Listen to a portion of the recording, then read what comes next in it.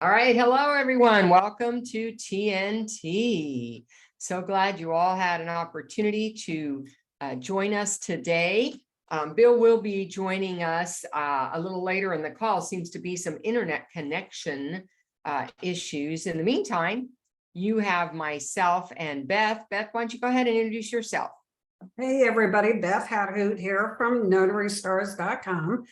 I thought Laura might be sliding in sideways too, so I was just going to reassure you, you are in the right place. This is Tuesday Notary Titans, not Notary Stars. Okay. Fantastic. Thanks, Beth. And for those of you who possibly don't know me, I'm Laura, coachmelaura.com is my business. And I'm out there to make sure that we have competent and confident notaries in whatever specialty they choose. I'm also a recent best-selling author, Beyond Loan Signings, yay, the ultimate guide to monetizing your notary commission through specialty work. So that is me. So now let's get started with how the call works. Remember, this is like a radio show call. All you got to do is raise your virtual hand. You do that by going down to the reactions at the bottom icon. Click on that and you'll see the raised hand feature. And that will move you up to the top where we can see you and we can answer your questions as you present them to us. And so you can start doing that at any time while we're getting through the introductions. You don't have to wait for that. In addition, I want to remind you of how it works best for us to work through the questions. And that is to say, hi, my name is, and I'm from X state. It's so important that you tell us what state you are from, because some of your questions are state specific and it changes the answer. So please always tell us the state you're calling from. That will be really helpful. And then Beth and I, and then when Bill joins us, we'll give you our perspectives on your question. So now that we know all of that, while Michaela is asking her question, the rest of you start thinking about yours and get those hands up because the show doesn't work if we don't have questions to answer. All right, Michaela. Okay, I have a question. This is for everybody. It's a beginner question. How do you get paid? Do you have a credit card scanner? Do you get cash all the time? I had my first notarizing job over the weekend, and then it came up. It's like, I don't know, I haven't thought about it since. So that's my question. Oh, and I'm Michaela Kinna from California. Sorry.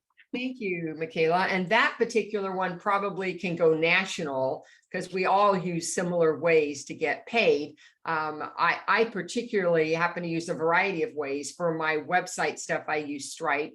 For the credit cards I take in person, I use Square. I also take cash. I take business checks, but not personal checks as well, so that I get them all. Those are all the ones. Oh, and I do on occasion take Zelle, but I do not personally do the Venmo or Cash App. So lots of choices. And it's always good to give your clients more than one choice. Yeah. To do that. You don't have to have every single choice, but more than one. Beth, what do you say to that? Pretty much the same thing that you do. Website is Stripe.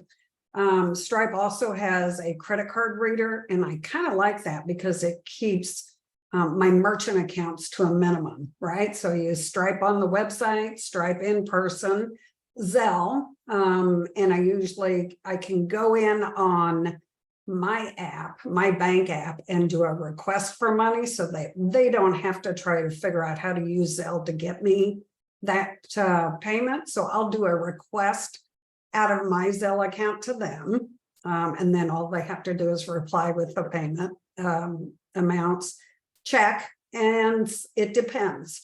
Sometimes I will take a personal check. I go a lot to a local nursing facility and not nursing, senior living. Sorry about that.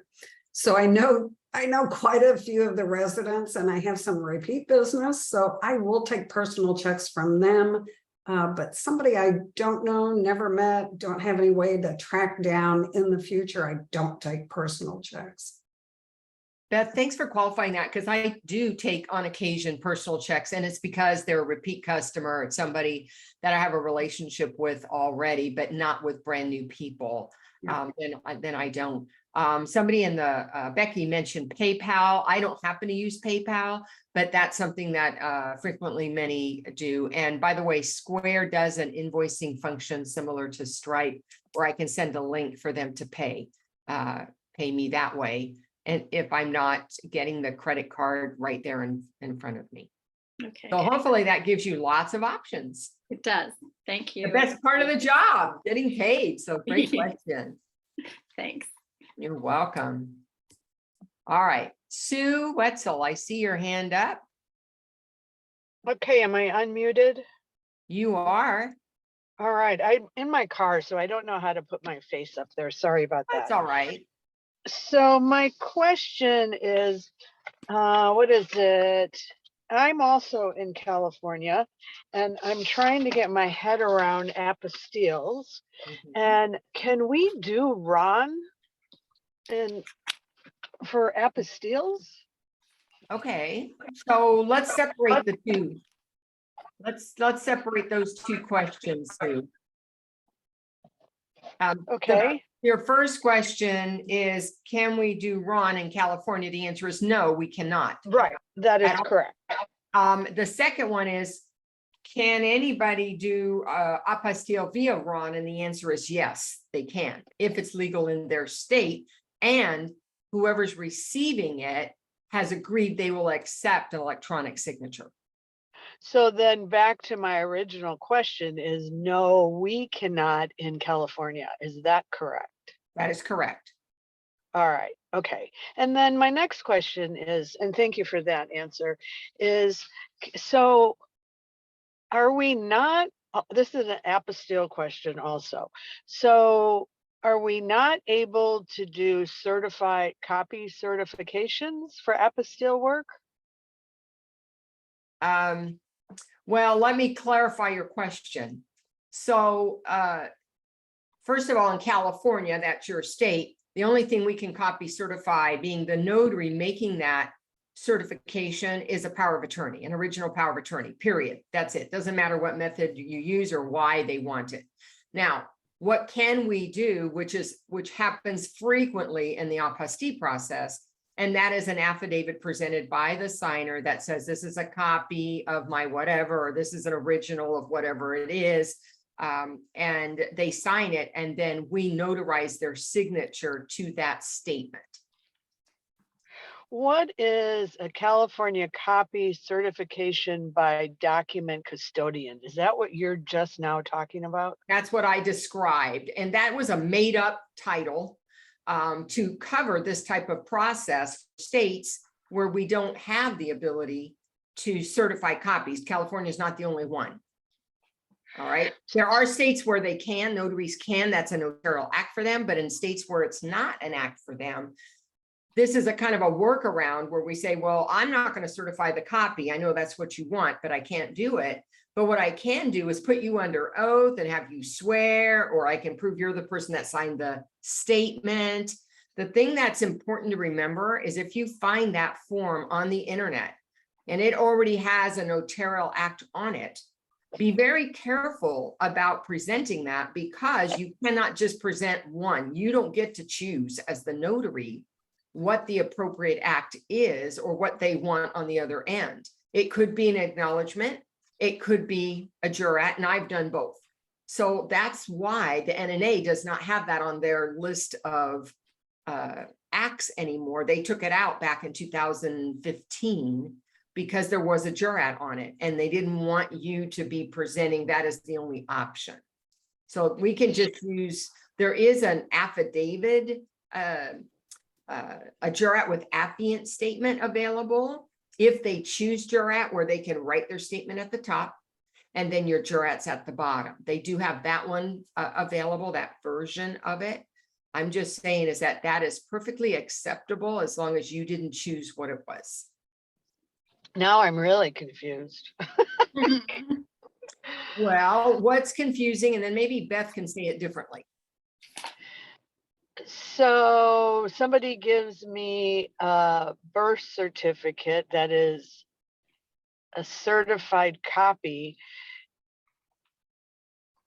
All right, I don't stop you- know. Let's stop you right there, Sue. Vital records are never notarized by us. They're already signed by a public official. And for an apostille, they are directly sent forward to the Secretary of State of the origin for that state. So if it's a birth certificate and the birth happened in California, it's going to Secretary of State for California. They will apply an apostille or an authentication to it by verifying the county recorder who signed that Right. birth certificate. When they're private documents that are signed by a private citizen, that's when they start with me, the public official. I certify that level, and then the Secretary of State certifies me. Is All that right, can I ask a different question completely? okay? Because I got to think through what you just told me about this one. So if on the Secretary of State's website right now, it is stating that they are doing paperwork at May 15th. Uh-huh. If I sent in my paperwork to be apostilled on May 22nd, when do you think I will get that back? It depends on how you submitted it. When you submit it in person at the counter, you're looking I at did.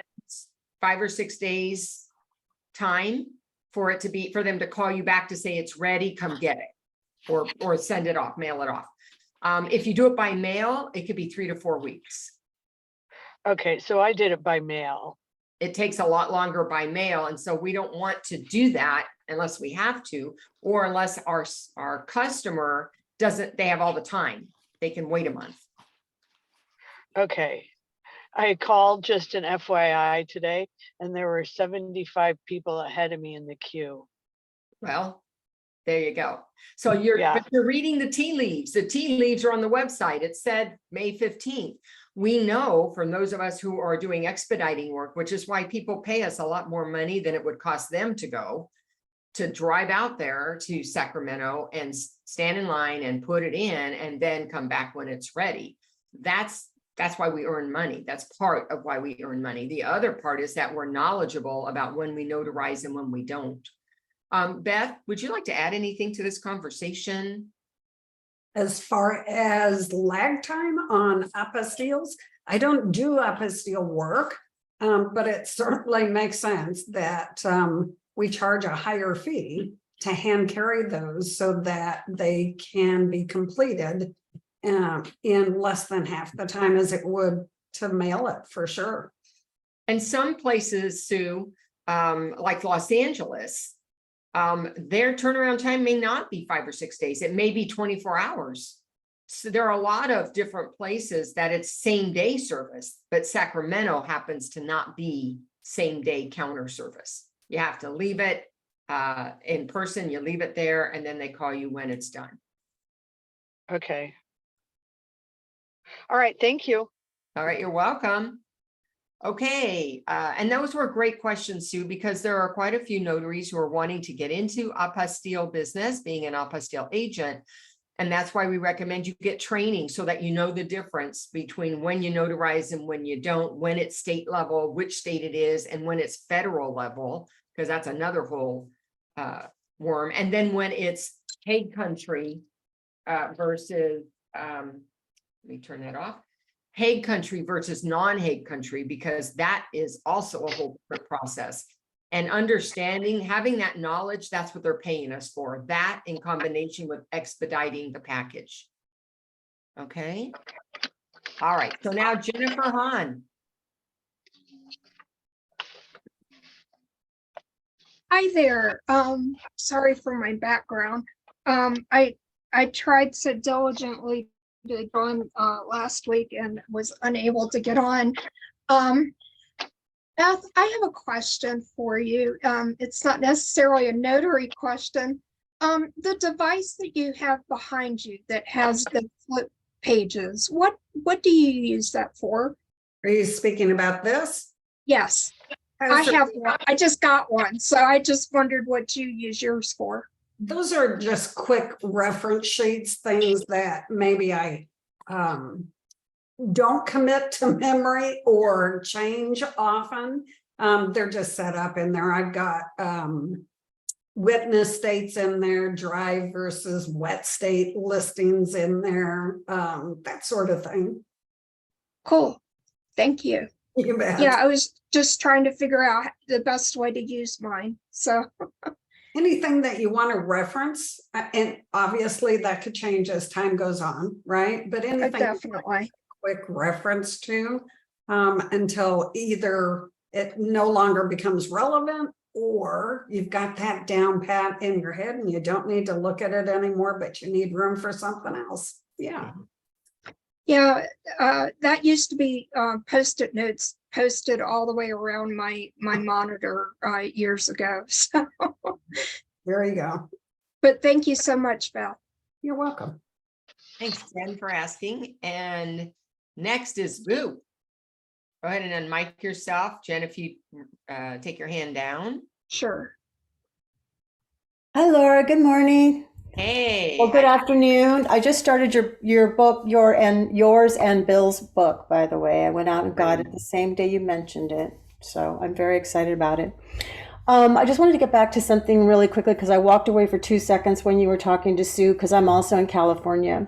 Uh-huh. When you mentioned the custodian, the custodian document and all of that, you also said that, we have to be careful about if they do come, they are actually formatted to do as a jurat, by the way, that's true.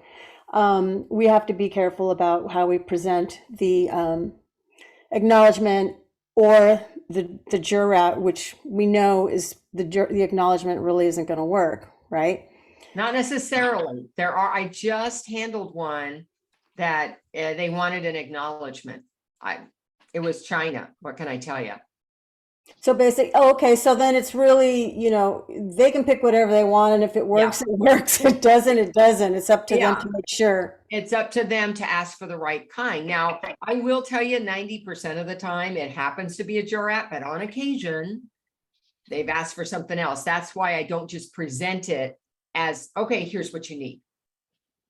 So how would you present to somebody, well, I don't know how to help you here. So did you want to write a statement? Like, how would you approach them about saying, why don't you do an affiant statement? And then would you like to swear to it or would you like me to acknowledge? So can you acknowledge an affiant statement, I guess, is another question too. So Boo, I wouldn't use the wording that you're just giving as examples. I know. First of all, I would not say, I don't know how to help you.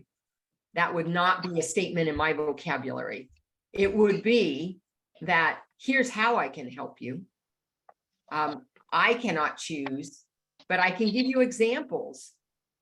You can write a statement that verifies or certifies that this is a true copy. Now, for me to certify your statement, I need your signature, and either I can certify you're the right person who signed this, or I can certify that you took an oath and swore your statement is true. Which do you think they want? That's how I'd approach it. And I wouldn't use the word affiant statement because that infers already in the notary's head, because that's, affiant statement, they're going to swear. So I just say it's a statement. Now, if they say, well, I think it's better if I swear it's true, then I'd pull out the document by custodian with the with their statement, the affiant statement. So does that make sense? It does, yes. I mean, I didn't know how to explain it. So I was asking what's the best way to do it rather than like, well, typically people, I like that word typically and sometimes Sure. But so let's say, well, I think I want the acknowledgement and they want to write a statement. Does that work when they're doing a statement and they want it acknowledged? Sure, we acknowledge statements all the time. Not all statements require for them to be put under oath. As a matter of fact, the acknowledgement is the single most common notarial act. Of all the notarial acts we perform, it's the most common one. So then you're saying so then when you're doing the acknowledgement. I'm sorry. Are you on two different Just a Me? second, No. I'm hearing noise. No, that's not me. It Okay. sounded like somebody's. I got it. I think I got it. Okay, so Boo, go ahead again. I'm So sorry. I guess, so then I would say, so basically, so then the acknowledgement is you're the person who is standing in front of me and you verified that this is your document and I'm just verifying who you are. Basically, is I'm trying to think about the thought process behind the acknowledgement when you do that, when somebody writes a statement, I guess is, yeah. Well, I think you're overthinking it a little too much. I am overthinking it. I always An do. acknowledgement says, I verified you're the person who appeared and I verified you signed the document. A jurat says, I watched you sign it and I put you under oath that the statements in the document are true. I don't need to explain it any further than that. Perfect. I got it. Okay, Thank you. fantastic. Thank you. And thanks for asking that question. Okay, Stephanie.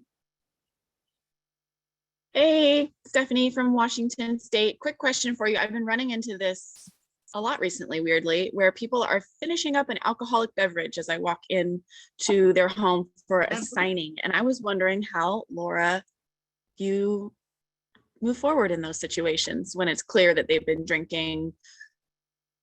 Yeah. Well, I think I don't have a problem if somebody's drinking a beer when I get there. It doesn't mean they're intoxicated or that they're unable to understand what they're doing.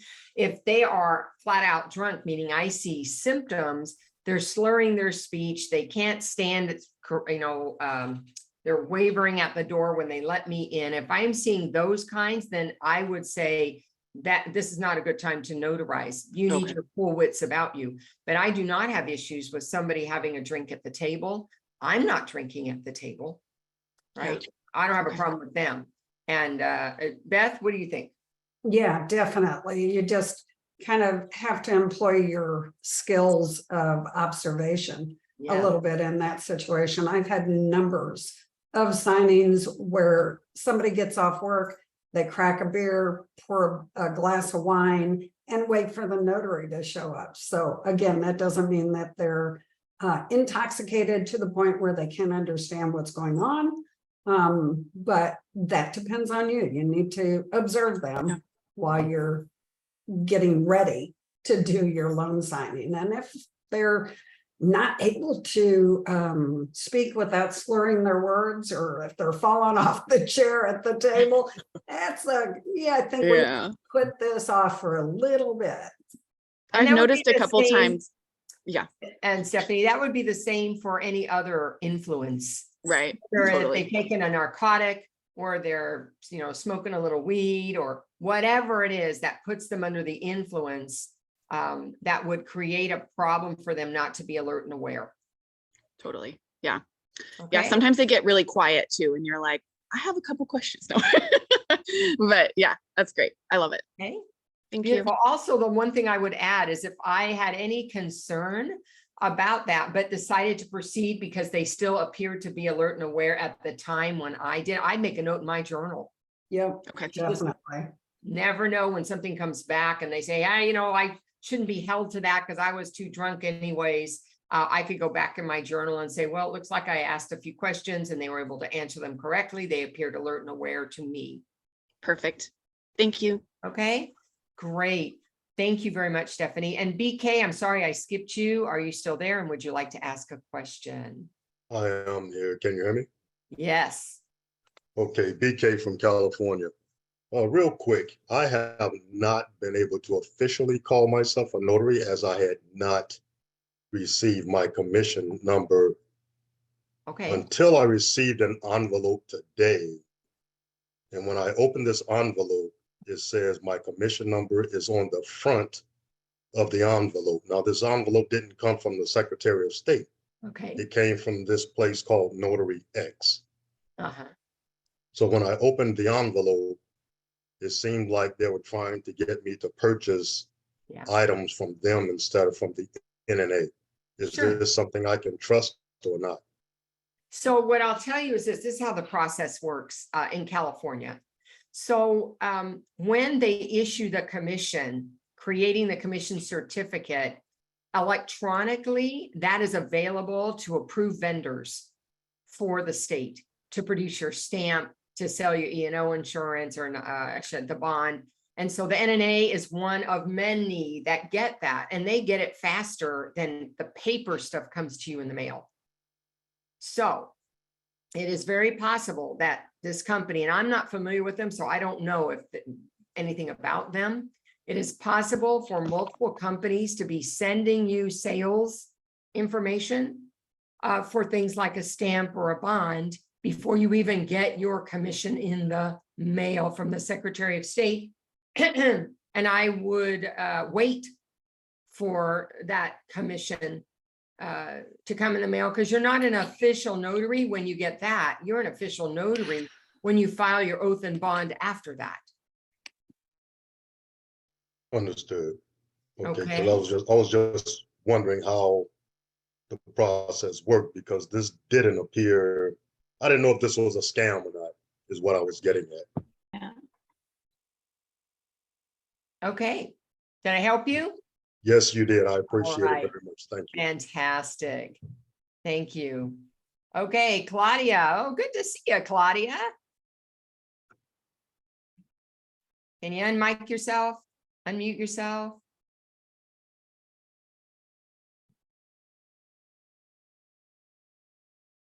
Oh, Claudia, did we lose you? Come back in. I don't know where you went, but come back. All right, I'm going to go to Phil. Hi, Phil. Hey, Laura, how's everybody? Great to see everybody. Sorry I missed everybody last week. It was a little crazy, but I do want to make sure everyone's aware that 5 minutes after Tuesday Notary Titans, I'll be doing a presentation in regards to the services that I work with Laura, Bill, and so many others on this call with our legal and identity theft protection program. So please take the time to join us. For those who are at the Michigan Notary Consortium, let me again apologize. 7 hours in an airport was not my idea at all in any way, shape, or form. And I'm sorry I wasn't able to get to Michigan. I'm looking forward to getting back there. I heard so many great things about the consortium. To Dashik and everyone else, they did such an amazing job. But 5 minutes after Tuesday Notary Titans, please join me for about a 20 to 25-minute presentation where we'll explain how we can help you protect and grow your business. I'll put a little information in the chat. You can text me. Thanks, Laura. Appreciate the time. You are so welcome. Hi, Laura. Sorry, I'm here. Where are you? Put your hand up so I can find you. Claudia Pais. I think I raised my hand. Okay, is it under Claudia Hayward? Yes. Okay, then good. All right, so I just know you by a different name. Yes. Go ahead. Sorry. So first of all, I want to congratulate you on your book. I started reading it, but I followed you since forever. So I have all your mentorship library. I did have a question. I just recently was reached out from a family that needed something notarized at the Santa Rita jail, which I know we have to go through a process, which I'm going through. But my question is, and I know you use the e-jurat journal. So how does that work? Because I know we can't take electronics into a jail signing.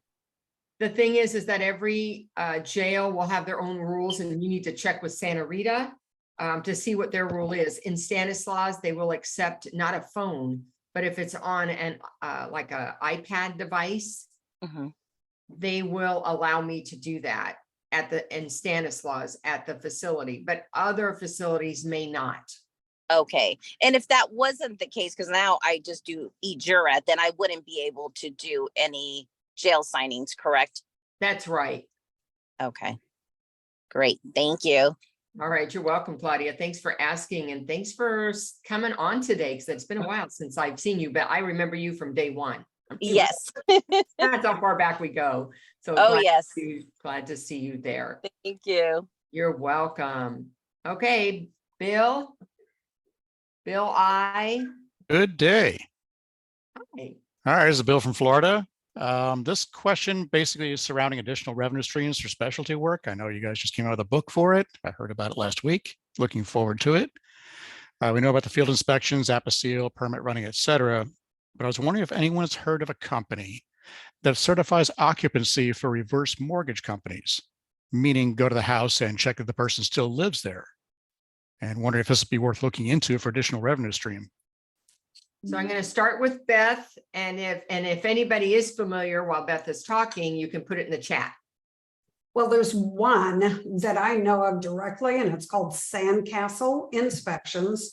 Unfortunately, Bill, they just reorganized under a different name. You can still find Sandcastle on the web, but it might redirect you to a new company website. If that does it, it's not a scam. It's just taking you to their new landing page. All right. But Sandcastle Inspections does all kinds of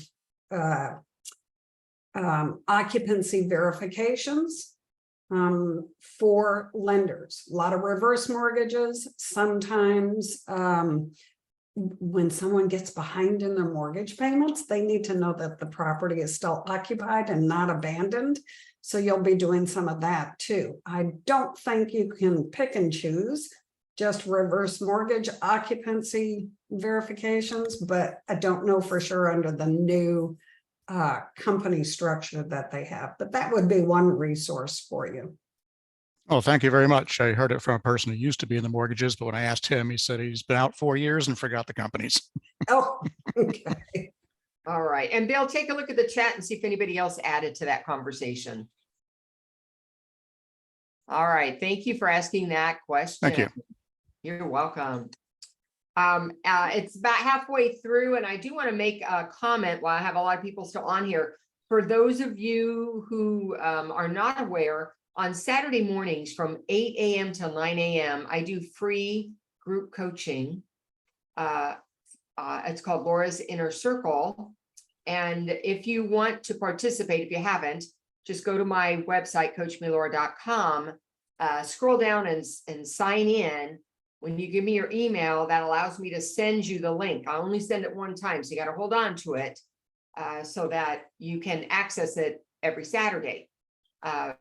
This particular Saturday, it will be dark because I will be at the conference, NNA conference, and I will not have opportunity to do it. But for those who have not known it was there you go. And for those who have been participating, thank you.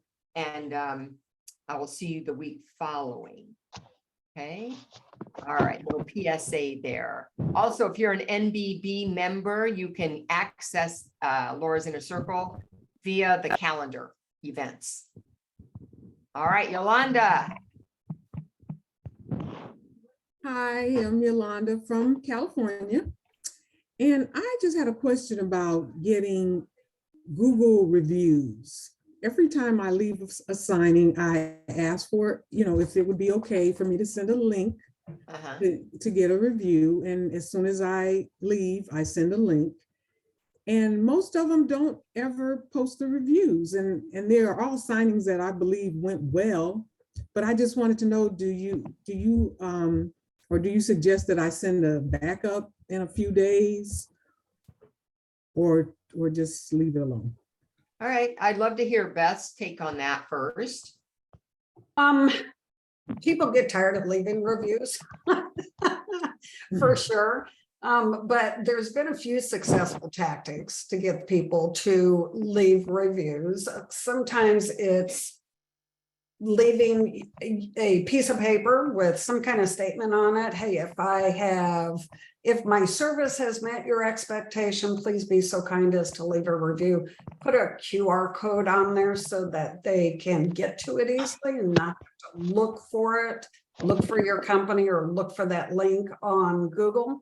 Sometimes the back of your business card is a good place for a QR code, but you have to ask and you have to be sincere in asking. You're not asking just because you want 500 reviews and you'll go viral on Google. You're trying to build your small business, and those reviews on Google is a big part of how quickly your business will grow. And once people understand that for you, the small business person, they're usually pretty easily swayed into leaving a review for you. Could try that. I love that, Beth. And that was the track I was going, is I think sometimes it's how we ask. part of that and how we ask would include any kind of language that helps them understand why you're asking. You know, as I grow, you know, to grow my business, I would love to have you part of my satisfied clients. And would you be willing to help me by, most times when people ask for help, people want to help. So you might want to say why you're asking for the review and that this is a way for you to grow your business so you can help more people. Are you willing is a great phrase as well to include in there. And let's see, there's another one I use frequently. I would love is another phrase that I use. So sometimes your phrasing can move them a little bit, you know, off of there. All right, so that would be the other thing, but I wouldn't stop. And you know what? There are stats out there that say not everybody who you can send a link to is going to do that. And the other thing is, remember, if they don't have a Google account, they can't leave a Google review. Right? So that's another thing. So you might also consider other options, whether it's Yelp or your own website or BBB or anywhere else where they could do that other than just Google, because if they're not Google, then they can't do anything for you. Okay? Yeah, that's true. So some of the other things too, where you might have your profile listed, 123 Notary, Notary Stars, Notary Rotary, wherever they find you, like your website as well, give those links too. NNA on your profile, signingagent.com has an area for reviews on there as well. So don't give them all of them. Yeah, and don't have 10. Yeah. But maybe 2 or 3 would be great. I love a choice. Okay, thank you so much. All right, you're welcome, Yolanda, and thanks for asking that. We all are looking for successful ways to get those reviews in. All right, fantastic. Okay, let's go to Boo. Hey, you're back. Oh, you took your hand down, so maybe you didn't mean to be. Oh yeah, no, I'm here. Sorry about that. Okay. Okay, so I had a question about journal entries for general notary work when you are when you are including a mobile fee when you meet somebody elsewhere. How do you journal that, Laura? And also when I'm talking about journaling in general, is there ever way too much information that you can put in the ID, or should you just stick to their expiration date and their driver's license number and, you know what I mean, for their ID? Because sometimes I think I get nervous and I write everything down. Like I'll put the issue date on there as well. And I don't know if I need to have that. So first of all, regarding fees, the only fees I record in the journal are notarial fees only. And all of my fees I record in my Notary Assist software where I track all of my income. Brilliant. Okay, I use Notary Gadgets, so that's how I separated it. Perfect. And also, and how do you turn down somebody that pays you cash and they want to give you a tip? Oh, well, I don't turn them down. Myself personally, as long as if it was a nominal tip. Because if it's extra 5, they said, oh, round up, don't give me change. You can have the rest. I've gotten tips that are $5 Starbucks cards, a box of candy, banana bread, you name it. I don't worry about that. I graciously accept it. Now, if they wanted to give me a $50 tip on a, $15 notarization, that's not going to work. And I would let them know, this is not appropriate because I'm a public official. And I would not be able to accept that, but thank you for your generosity. Or trade them for a review. Yeah, and you could say, but I would love a review. Perfect. Yeah.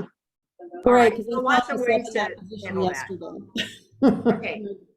And then the other thing was too much information. I do not record more than is required for the ID because I'm responsible for all of that information. So on the required ID information, I just write what's required. If I'm not required to take care of the date of issuance because it was current, I don't write it down. Great. My opinion. If you want to put more in your additional information, do so. But I don't want to spend extra time over documenting what isn't particularly helpful. Okay, I'm new, and so I've only had a few journal entries other than some loan signings, and I was like, maybe I'm putting like too much information when I get nervous. So, Well, and some people are like, why do you have to record so much? So some may notice and not like it as well. So I get the required information based on what your state requires.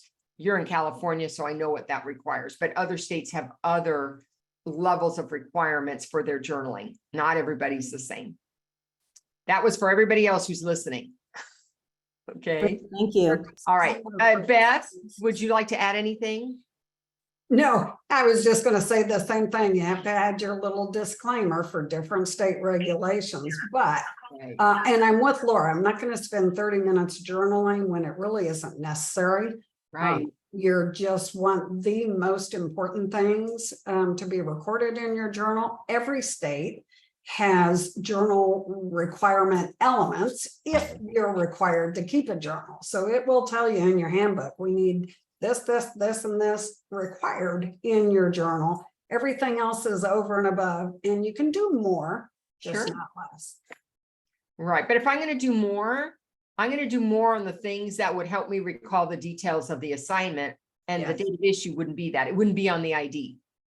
Unless you were trying to describe a discrepancy, like a name variation, and you were using something else to support that ID, I'd be putting that in the additional information. Okay. Excellent. Okay, we're going to come back to Sonia. Thanks for patiently waiting, Sonia. Hi, can you hear me? I hear you, Sonia. Okay. Hi, I'm Sonia in California. I'm actually at work, so that's why I'm talking a little bit low.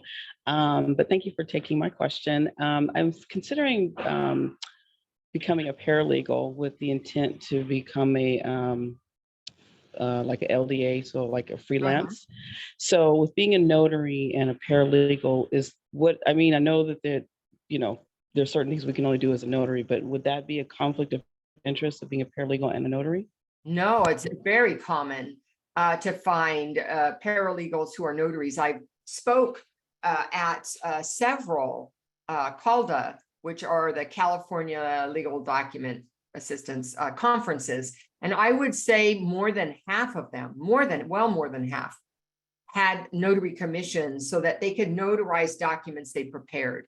And in both cases, there's not a conflict of interest because the interest was limited to the $15, right? Or the interest was limited to the fee for preparing the documents. It's not, you're not listed as a beneficiary in the document. You don't have direct interest. Okay, perfect. And also, I've noticed I was also inquiring about being a court reporter. It's just throwing it out there. So I know that I seem like I read somewhere where there are some places where they require the court reporter to be a notary. Is that true? Do you know if that's true or not? I do believe that it's possible that they're requiring them to be a notary, but I'm not a court reporter and I don't have experience with that in particular. But I heard recently in California in particular that they were asking about that, and it could be for delivering the oath. I'm not sure. Beth, do you know anything more about court reporters having to be notaries? I don't, but I'm gonna go with your theory that it has something to do with delivering the oath. Yeah. Okay, that's what we got for you, Sonia.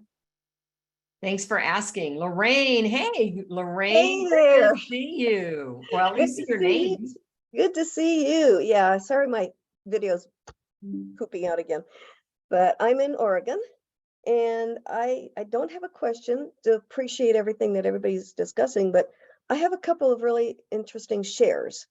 One real quickly as a shout out to you, Laura, thank you, and to Patricia Bridges. Laura, you and I talked almost a year ago about doing some community service work, and Patricia had done a notary in the library a couple of years ago. And I contacted our library, our local library, we have one, and starting this Thursday on the 1st and 3rd Thursdays of the month, I will be doing 2 hours of free notary work. We have a 3-month pilot program, and if it goes well, then we'll continue. And I'm getting flyers out to all of the Council on Aging, the veterans, and a variety of other organizations. And I've had some really good feedback from people on that. So they're looking forward to that. So thank you for that encouragement. And the other thing, talking about journal entries, thumbprints are not required in Oregon. Something told me to start doing it. And I started doing it, and I have now had my journal called twice on a variety of issues. And I had the thumbprints in there to prove that the people who signed. And I love that. I was able to save the day. So yes, I am thumbprinting now. So yeah, Good job. just thought I'd pass that along. Yeah. All right.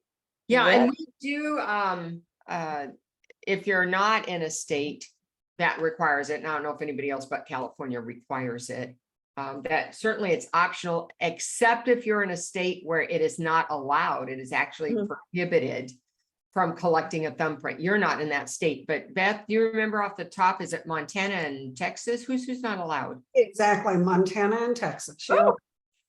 Right on it. What a memory. Yeah. 62 is not as old as you think. Yes. So Okay. anyway, those are my shares, but it was just, if it's allowed, I do highly recommend it. It saved the day on a couple of items. Yeah. Good. Thank you. To share. Thank you. That's happened for me as well. Thank goodness I follow the rule and I just get it from everybody. At least one from everybody. And I have had my journal called in. I've been an expert witness for other notaries, and that thumbprint means a lot. Yeah. Yeah, It's it good. does. Thanks, Laura. All right. You're welcome. And now Lorraine was the last person that had a hand up at this moment. Let's see. I'd like another announcement. Matt, are you somewhere and I don't see you? If Matt Miller is still on, I know you have a roundtable coming up. Would you like to announce that? Sure. Thanks, Laura. And hello, everyone. Matt Miller for California League of Independent Notaries. We are doing a roundtable on June 1st at 5 p.m. Pacific.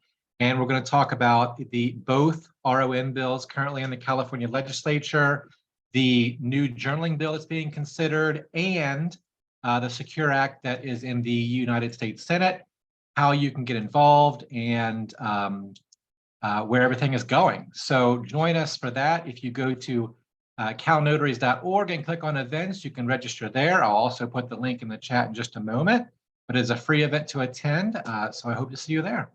And also tonight at 5, I think we're still doing this, is our Clubhouse event that Laura, Sue, LaShawn Jenkins, and who am I missing? Katrina Caldwell. Katrina Caldwell host every other Tuesday. So I hope you can join us at 5 p.m. Pacific for that.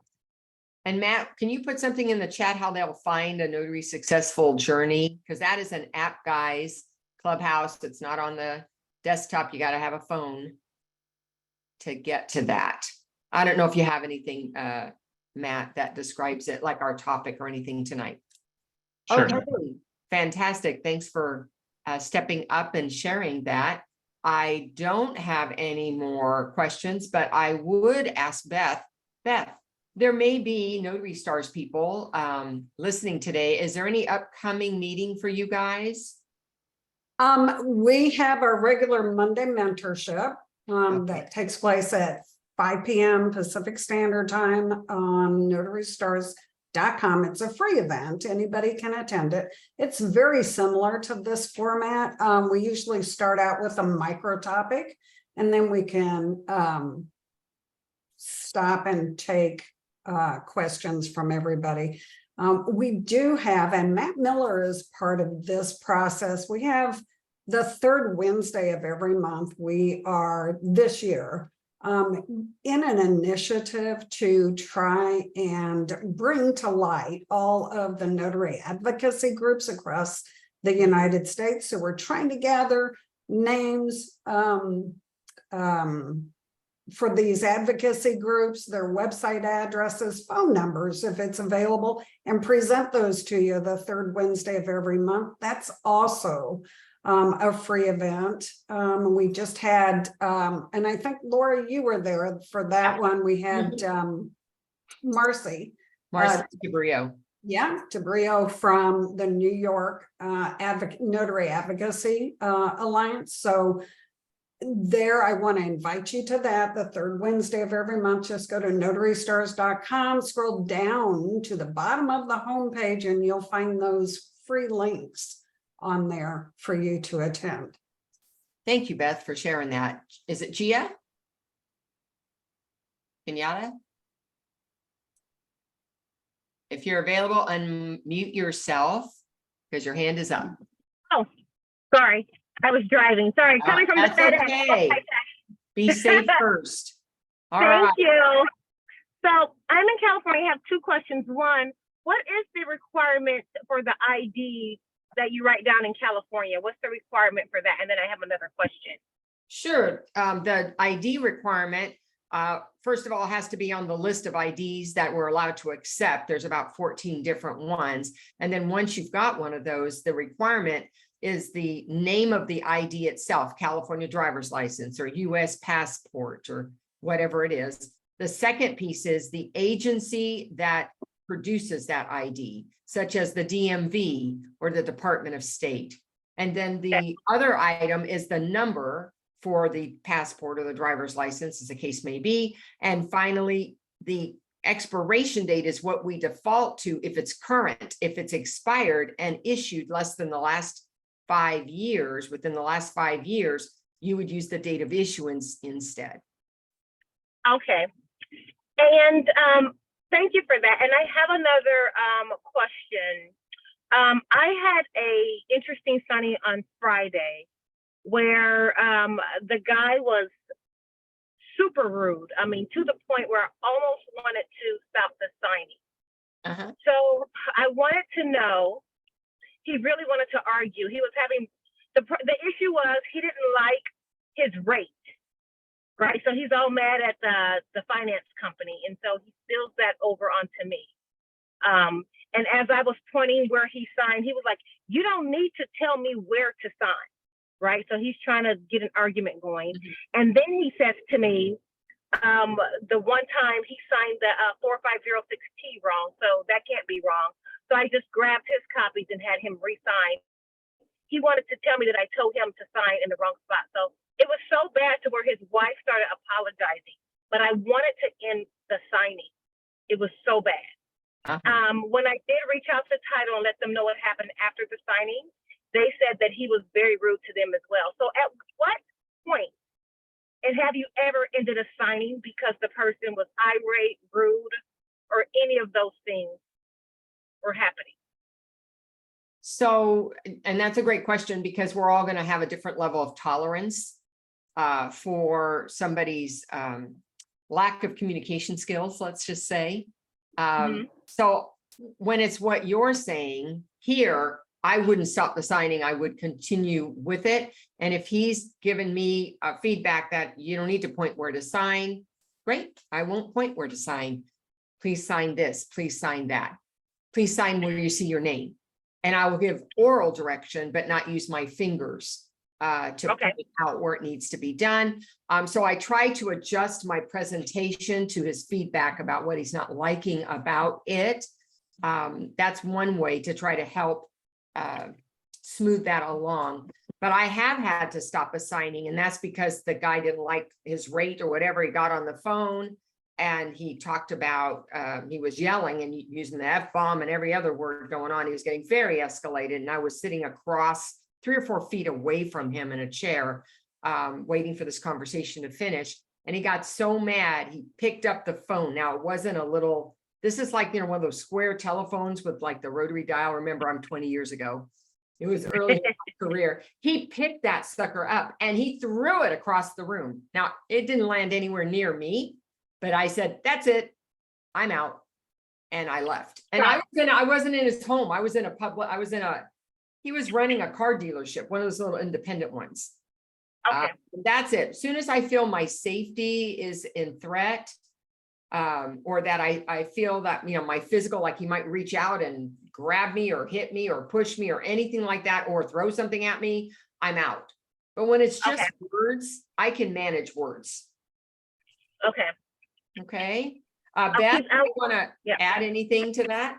Yeah, definitely have a high tolerance for rudeness at the table. And I'm like Laura, I try to read what's going on and adjust what I'm doing so that it limits or reduces whatever irritation he might be feeling from my side of the table. Be compassionate, but not condescending, right? Right. And once you do, I think in 22 years, guys, I've only had one guy that was so belligerent and so rude that I said, okay, we don't have to do this today. And I started putting my stuff away. I'm staying calm, but I'm saying, okay, we don't have to do this today. And I put my stuff away and got ready to leave. And he says, no, we have to do this today. I'm saying, oh, okay, so we need to cooperate with each other in order to get this done.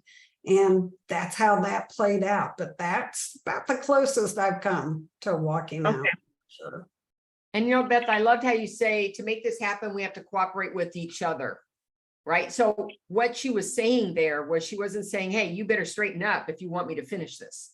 Right. So we have to stay in our mode of cooperation, even if it's not us. We certainly don't see us as the problem. We need to share in how we can have successful conclusion with that so that they don't feel we're blaming them, because that just keeps them in their irritated, agitated state. Okay. Yeah, poking the bear. All right. Thank you. All right. And my last person is Cassie. I've got another minute left. Cassie, what do you got for us? Hey, Laura. Hey, everybody. Thanks for taking my question. Just wanted to know, I put it in the chat, if anyone had experienced having signing services or SnapDoc signing order requiring them to renew their E&O before the expiration date, whether it's a day or two before, and threatening that they will be suspended. Someone reached out to me with that question and I was like, that just doesn't make sense, but I thought I would pose it. Yeah, I've gotten reminders all the time when it's coming close, usually within 30 days. They're like, hey, we see it's going to expire soon. If you don't get it renewed, we're not going to send you jobs anymore. Some of them might even have a policy that says, hey, if there's a potential lapse because there's no renewal behind it, that they just, don't send you jobs. So I'm sure what that person is saying. I don't think it's as threatening as what they're saying, although people feel threatened when they say, hey, you may not get work from us. But your E&O insurance is good to the very last day that you have it on. And if you don't have a lapse, it's going to be effective picking up from the end of the other one onto this next one. But yeah, we do get that. And that's just part of their making sure that people have all the right requirements in place before a job gets assigned to them. I wish they didn't do it so far out in front, but they do. Yeah. And I wanted to give you a helpful, just put a helpful tip out there about Clubhouse. There is actually a way that you can listen on your computer as well. There's an app called Club Deck, DECK. Yeah. And it's for the PC. And so you can download it and do it on the PC as well. Thank you for that. Love that. Club Deck. Yep. And that's an app that you use to listen on your PC, on your desktop. Okay. Right. Just go to clubdeck.com. Yep. Excellent. All right. Well, thank you guys. Actually, the hour flew by. You asked great questions today. And I want to take a moment to thank my co-host today, Beth, who's been with us about the last 4 or 5 weeks, because you really helped bring another dimension to the answers that we provide and the perspective. And when you guys are looking for coaching, whether it's from Bill, myself, from Beth, from Ronnie, from whoever, you're really getting our perspective on it. And having that ability to have yet another person offer that to you was of great value for us. And so we hope we will see you again, Beth. We certainly will be inviting you again, but thank you so much for the time you've spent with us so far. Did you want to say anything and goodbye? Yeah, well, thank you so very much for having me. It's really been kind of fun. I'm really glad you didn't slide in sideways today, because that meant I'd have to be shooting, on the hip starting out. But I do appreciate you having me on. It was fun, and I can't wait to come back again and see you sometime. Beautiful. Thanks. And thanks to everybody who joined us today. We'll be back. Now, remember, next Tuesday is Notary Conference Week. We will not be available. TNT will be dark for that 1 week, and we will resume the week following. Okay, so no TNT next week. It'll be the week after. All right, have a great week, all. Bye, Thanks for guys. today. Bye.